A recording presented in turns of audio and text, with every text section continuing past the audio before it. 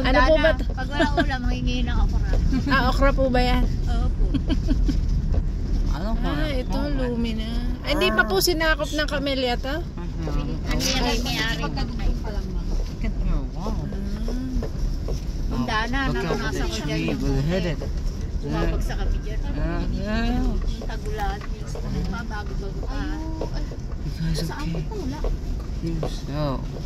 Pero gagawin na po itong daan. Yes ma'am, kasi ma'am, nakalag-construct pa sila. Kaya, Actually ma'am, dapat April 30. Nasa ma'am na ano yung contractor. tsaka medyo ano tayo mama, sa ganyan, strict tayo sa garden. Ito basta-basta nagpapapasok. Dapat po alam nyo kung sino yung bisita nyo. Di mabuti po. Maganda po rin eh. Mahangin, overlooking naman sa Madami na po bang president Marami dito? nakatira rito. Ma'am, 200 plus.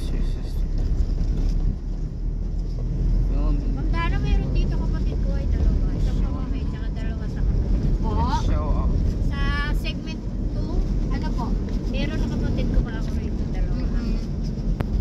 Saka sa isang pamamay ko, isa.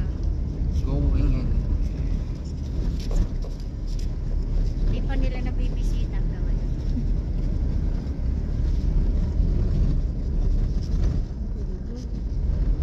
Na kanya mama, yung pangalawang black. Anong street yun? Maganda eh. Dadali lang namin kay ma'am sa isang sample unit po namin para makita niyo ma'am yung itsura ng loob. Sige. Ganda, Ma'am Dana. Ngayon lang napunta.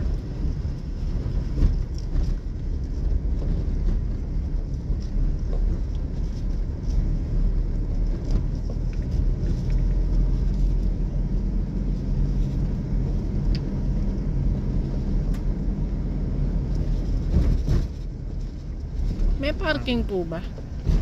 Yung currently na binebenta namin ma'am, may parking po siya. Meron din naman kami ma'am na binebentang walang parking po. Yung mga inner ma'am. Mga 63 square meter namin ma'am yung may parking po. Sige, paano na lang po nung may parking tsaka wala? Sige ma'am. Bali. Tara ma'am, baba po.